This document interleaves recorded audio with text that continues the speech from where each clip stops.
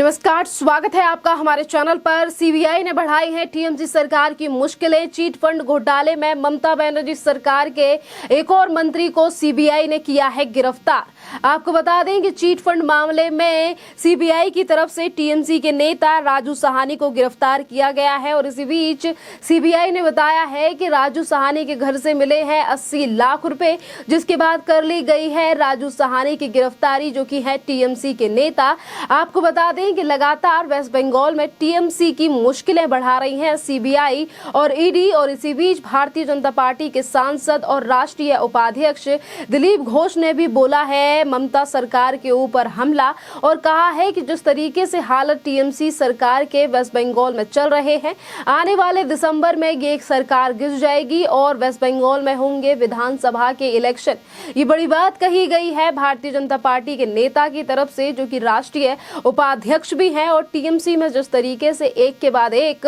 बड़े नेता की हो रही है गिरफ्तारी, क्योंकि पहले किस तरीके से शिक्षक भर्ती घोटाले में ममता बनर्जी के एक के बाद एक बड़े नेताओं के ऊपर, जहां एक तरफ सीबीआई ने छापेमारी की, जांच की और उसके बाद गिरफ्तारी की गई पार्थ चटर्जी की, उसके बाद मवेशी यानी कि किस तरीके से उनको स्मगलिंग की गई, इन तमाम चीजों को लेकर अनुव्रत मंडल की गिरफ्तारी की गई और उसके बाद राजू साहनी, एक एक करके बड़े नेताओं की गिरफ्तारी टीएमसी के नेताओं की हो रही है। और ये दर्शा रहा है कि किस तरीके से अब मुश्किलें बढ़ रही हैं ममता बनर्जी सरकार की। जिस तरीके से एक तरफ सीबीआई तो वहीं दूसरी तरफ ईडी लगातार छापेमारी वेस्ट बंगाल में कर रही है, जहां एक तरफ भारतीय जनता पार्टी लगातार हमलावर है टीएमसी सरकार के ऊपर, क्योंकि जहां एक तरफ दिलीप घोष ने कह दिया है कि ये जो सरकार है ये दिसंबर तक गिर जाएगी और दिसंबर के में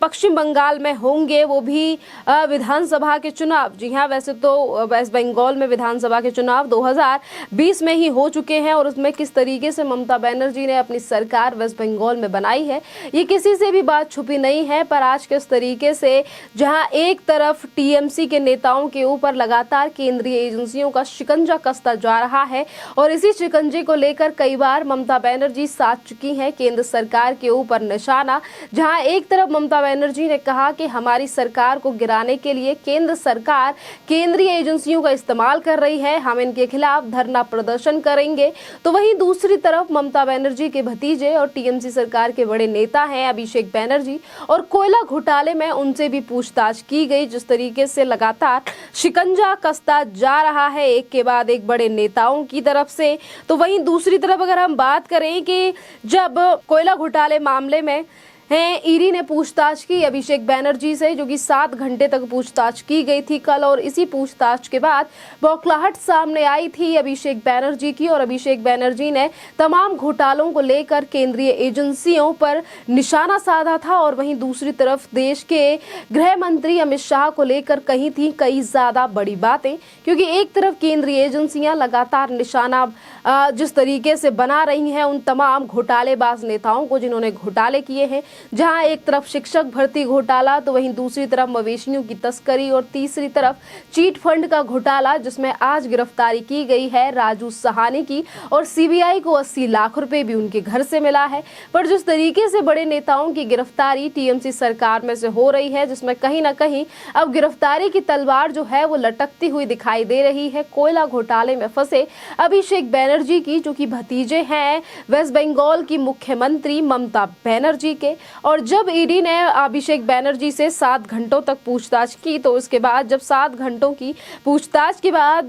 जब अभिषेक बनर्जी बाहर मीडिया के सामने आए, तो उन्होंने ये कहा कि ये ना ही तो ये मवेशियों यानी कि ना ही तो ये गाय तस्करी का मामला है और ना ही तो ये शिक्षक भर्ती घोटाला, ना ही तो ये कोयला घोटाला है, ये तो सिर्फ गृह मंत्री का घोटाला है जिसे छुपाने के लिए लगातार कोशिश की जा रही है। और इसी के साथ चैलेंज भी किया गया अभिषेक बनर्जी की तरफ से केंद्रीय सरकार को भी चैलेंज किया गया, देश के गृह मंत्री को भी चैलेंज किया गया और कहा कि अगर मैं आरोपी पाया जाता हूं, मैं दोषी पाया जाता हूं, तो मैं फांसी पे लटक जाऊंगा, पर मैं डरूंगा नहीं और झुकूंगा नहीं। इस तरीके की बड़ी बातें की गई ममता बनर्जी के भतीजे अभिषेक बनर्जी की तरफ से। और इसी के साथ उन्होंने ये जो आज जानवरों की तस्करी का मामला, गाय तस्करी का मामला सामने आया है, इस गाय तस्करी को लेकर भी अभिषेक बनर्जी बनर्जी ने कहा कि बीएसएफ के होते किस तरीके से तस्करी हो सकती है गायों की, इस पर भी जवाब दे। जिस तरीके से लगातार टीएमसी को फंसाने की कोशिश की जा रही है, ये तमाम बातें जो हैं वो कल की गई थी टीएमसी के बड़े नेता अभिषेक बैनर्जी की तरफ से इस पूरे मामले को लेकर, और निशाना साधा गया था देश के गृह मंत्री अमित शाह के ऊपर। खैर, इसी बीच हम आपको ये भी बता दें कि आज जिस तरीके से सीबीआई का जो शिकंजा है वो लगातार बढ़ता जा रहा है, जहां एक तरफ सीबीआई की बात करें तो वो शिक्षक भर्ती घोटाले में बात काम कर रही है, छापेमारी भी कर चुकी है। पहले सीबीआई को ये मामला मिला था और ईडी भी इस पूरे मामले में जांच कर रही है। तो वहीं दूसरी तरफ आज जो गिरफ्तारी राजू साहनी की गई है चीट फंड घोटाले में, वो भी सीबीआई के द्वारा ही की गई है। और बात अगर हम ईडी की करें तो ईडी जहां एक तरफ शिक्षक भर्ती घोटाले में बात काम कर रही है, गाय तस्करी मामले में भी वही काम कर रही है, और अभिषेक बैनर्जी से भी कई बार पूछताछ कर चुकी है ईडी। यानी कि यही दो केंद्रीय एजेंसियां हैं जो लगातार टीएमसी सरकार के नेताओं के ऊपर शिकंजा कस रही हैं। और यही बड़ा कारण है कि ममता बनर्जी हमेशा सीबीआई और ईडी जैसी एजेंसियों को लेकर केंद्र सरकार के ऊपर हमला बोलती है, क्योंकि इससे पहले जब गिरफ्तारी हुई थी शिक्षक भर्ती घोटाले में फंसे